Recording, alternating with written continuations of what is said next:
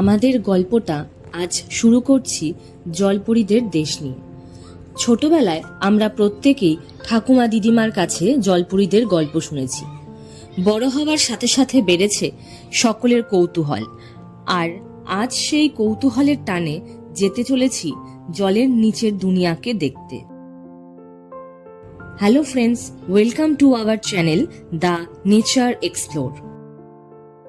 মনে চলছে দারুণ উত্তেজনা ও উৎকণ্ঠা, যেহেতু জলের নিচে যাব কোরাল গার্ডেন দেখতে। সেই মতো চলে এলাম একটি স্কুবা ডাইভ ক্লাবে। ঘড়িতে বাজে সকাল 6টা।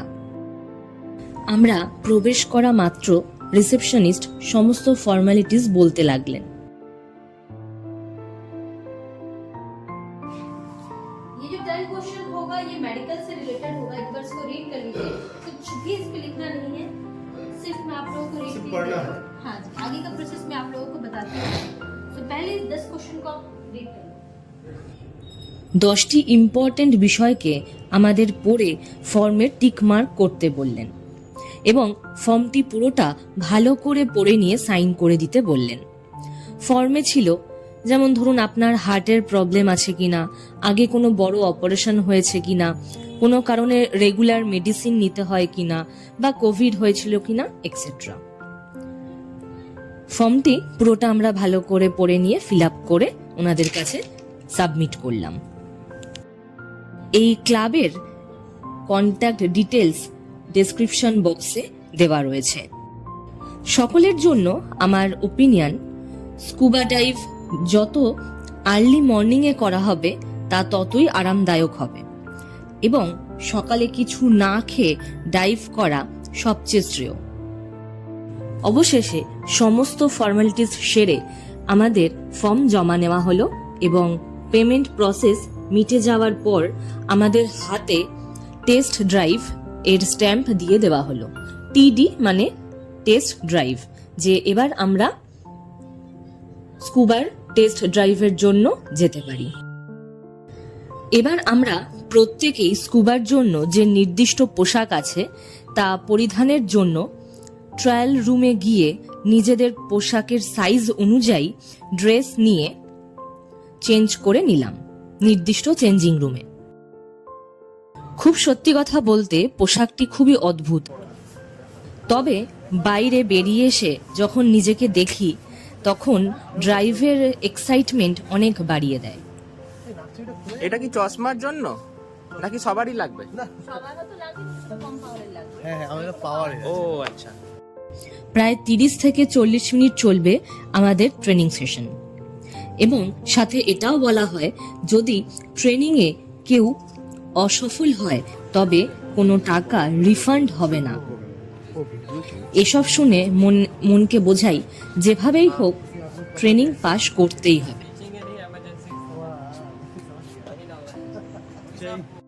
সমস্ত ড্রেস আপের পর এবার আমরা চলতে থাকলাম সমুদ্র তটরেখার দিকে আমাদের ট্রেনিং এর উদ্দেশ্যে।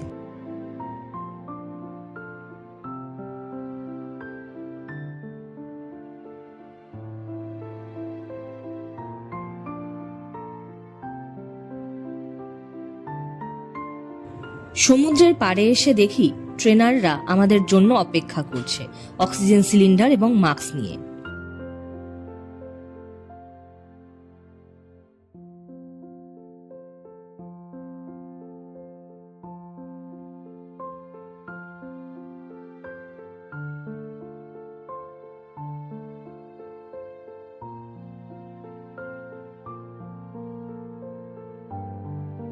আমাদের প্রায় 40 মিনিটের ট্রেনিং শেষে নিজেদের কিছু ছবিও তুলে নিলাম আমরা। ট্রেনিং শেষে আমরা পাশ করলাম এবং অবশেষে চলে এলো সেই সন্ধিক্ষণ যেখানে ফাইনালি প্রত্যেকের জন্য একজন নির্দিষ্ট ড্রাইভার এলো, এবং আমাদের ড্রাইভারের কাছ থেকে মাস্ক, সিলিন্ডার এবং আদার্স অ্যাক্সেসরিজ নিয়ে নিলাম। শুধু একটাই উৎকণ্ঠা হচ্ছিল যে আমরা যে 5 জনের গ্রুপ স্কুবা করতে গেছিলাম তার মধ্যে আমি একা মেয়ে ছিলাম। ভেবেছিলাম আমাকে আর আমার হাজবেন্ডকে হয়তো একসাথেই স্কুবা করাবে, কিন্তু আমাদের ভুল ভাঙলো। 2 জনের জন্য আলাদা দুজন ড্রাইভার এলেন। অগত্যা কিছু করার নেই, আমাকেই সবার আগে আমার যে ড্রাইভার ছিলেন উনি গভীর সমুদ্রে নিয়ে যেতে লাগলেন। সত্যি তখনও খুব ভয় লাগছিল, কিন্তু আমার যে ড্রাইভার ছিলেন উনি এত ভালো ছিলেন, আমাকে বললেন, ম্যাডাম আপনার চিন্তা আমাদের, আপনি যা দেখতে এসেছেন সেটা খুব ভালো করে দেখুন। এবারে সেই মুহূর্ত যখন আমাদের গভীর সমুদ্রের দিকে নিয়ে যেতে থাকলো, ছোটবেলার সেই রূপকথাময় জলপরীদের দেশ দেখতে। ট্রেনিং এর পর মনের ভয় সম্পূর্ণ কেটে গিয়েছিল, শুধু বেড়ে যায় মনের কৌতূহল কল্পনাকে বাস্তবে দেখার জন্য। এবার আর কোনো কথা বলবো না, শুধু দেখতে থাকুন এ এক বিস্ময় যা কথায় ব্যাখ্যা করা যায় না।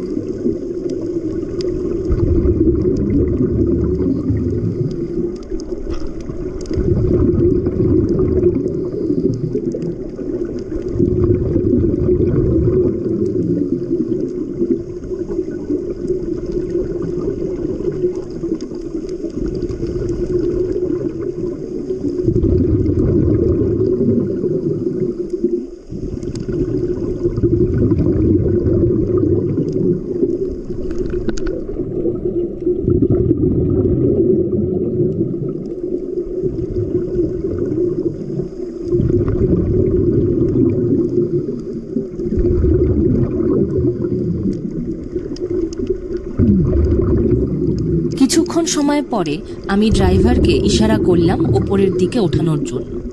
তখন উনি বললেন, আপনার এখনো অনেক টাইম আছে, আপনি দেখতে থাকুন।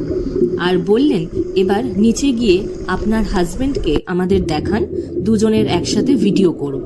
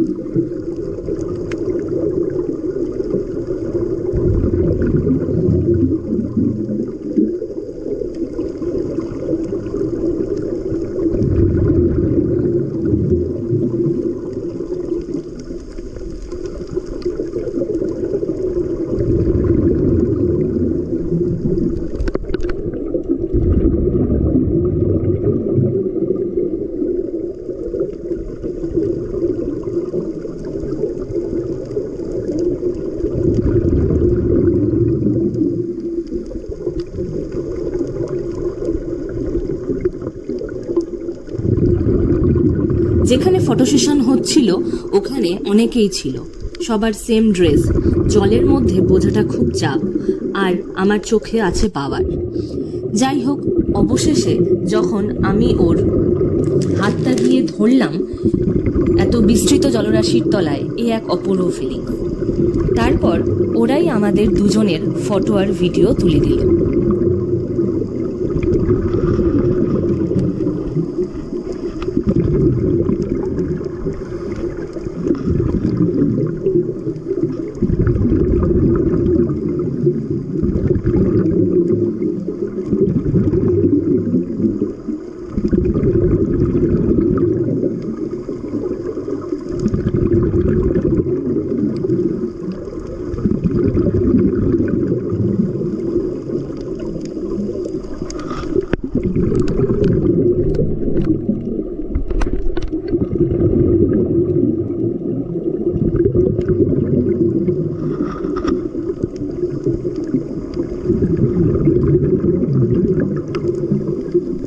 আবারও আলাদা হয়ে গিয়ে বাকি 10 থেকে 15 মিনিট বিভিন্ন কোরাল এবং মাছকে দেখতে লাগলাম।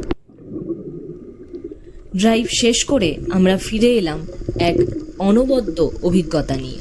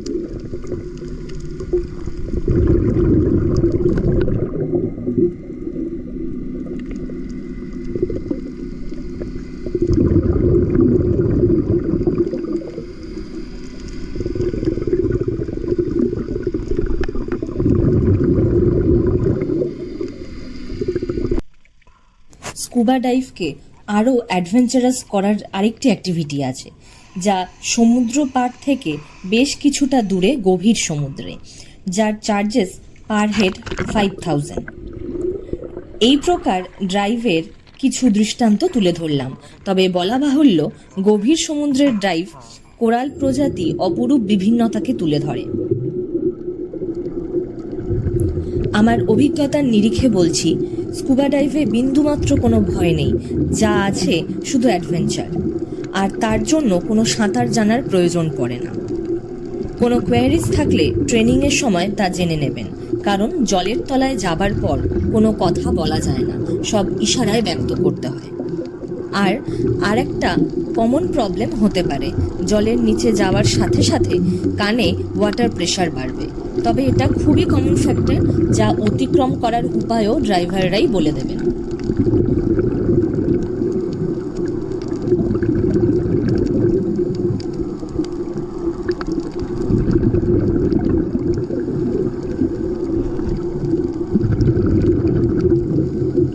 ডাইভ শেষে বলা বাহুল্য যে এই মেরিন ড্রাইভ ক্লাবটির সমস্ত স্টাফ এবং ড্রাইভাররা খুবই এফিশিয়েন্ট, এবং এত সুন্দর ট্রেনিং দেওয়ার জন্য মনের ভয়কে জয় করে আনন্দকে উপভোগ করতে পারলাম।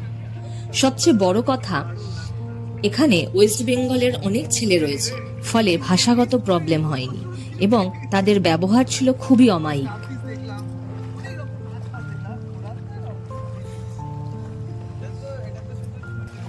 বলো কেমন লাগলো? দারুণ দারুণ, খুব সুন্দর, অদ্ভুত এক্সপিরিয়েন্স। তোরা কেমন লাগলো? তোদের কেমন লাগলো বল? দারুণ দারুণ, অসাধারণ, একদম অসাধারণ, অসাধারণ, লাইফ চেঞ্জিং এক্সপিরিয়েন্স। এরকমটা আর হয় না, আন্দামানে আসা সার্থক।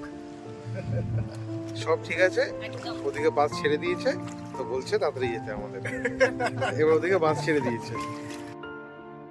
স্কুবা ডাইভের এক্সাইটমেন্টে আমরা এতটাই হারিয়ে গিয়েছিলাম যে ঘড়ির কাঁটার দিকে তাকিয়ে দেখি প্রায় সকাল 9টা। এবার আমরা ড্রেস চেঞ্জ করে স্নান সেরে অপেক্ষা করছিলাম ভিডিও ফুটেজ নেওয়ার জন্য। বলা দরকার, GoPro underwater video and still footage আমাদের নেওয়ার জন্য ওনারা পার হেড 500 টাকা করে চার্জ নিয়েছিলেন। তবে এসজে ক্যাম্প ক্যামেরার ফুটেজ নিতে চাইলে তার জন্য কোনো চার্জেস লাগে না। হ্যাভলক ছেড়ে নীল আইল্যান্ডে যাওয়ার ক্রুজ ছিল আমাদের বিকেল 4টে, কিন্তু রাষ্ট্রপতি ভিজিটের কারণে ক্রুজের সময় এগিয়ে আসে বেলা 11:30টায়। তাই হোটেলে গিয়ে তাড়াতাড়ি লাগেজ নিয়ে বেরিয়ে পড়ি হ্যাভলক জেটির উদ্দেশ্যে।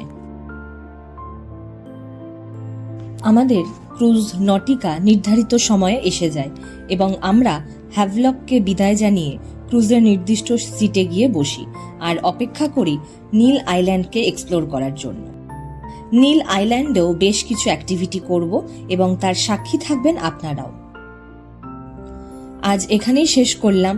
ভিডিওটি থেকে যদি কিছু ভালো লেগে থাকে তাহলে লাইক, কমেন্ট এবং শেয়ার করবেন এবং আমার চ্যানেলটিকে সাবস্ক্রাইব করে পাশে থাকবেন। Thank you.